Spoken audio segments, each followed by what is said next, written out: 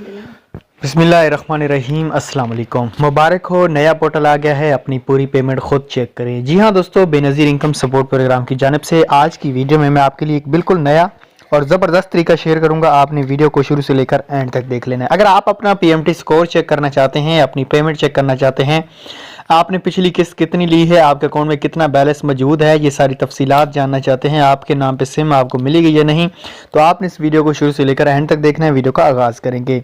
उससे पहले आपको एक बात बता दूं, अगर डिजिटल वैलेट अकाउंट के बारे में आप ग्रुप हमारा ज्वाइन करना चाहते हैं तो उसको ज्वाइन कर लें। यहाँ बर वक्त वैलेट अकाउंट के वाले से आपको अपडेट्स मिलती रहेंगी। शुरू करेंगे आज के इस वीडियो को। सबसे पहला जो तरीकाकार है, ना ही तो आपको दफ्तर जाने की ज़रूरत है, ना ही हेल्पलाइन पे कॉल करने की ज़रूरत है। पीएमटी जो पोर्टल होता है, इसको आपने सबसे पहले ओपन करना है। ठीक है, ये आपने गूगल प्ले स्टोर से डाउनलोड कर लेना है। ठीक है, पीएम पोर्टल, सिटीजन पोर्टल जिसको कहा जाता है, इस पर आपने अकाउंट रजिस्टर कर लेना है।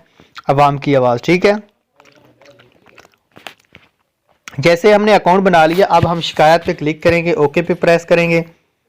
यहाँ पे हमने काफ़ी सारे लोगों के कार्ड चेक किए हैं, आपको एक दो यहाँ पे तफसीलात हम जो हैं वो चेक करवा देते हैं। ठीक है, यहाँ पे एक आईडी कार्ड हमने चेक किया, इसकी हम आपको मालूमात दे देते हैं। ये देखें, पीएमटी स्कोर इसने बताया है कि इसका पीएमटी स्कोर कितना है।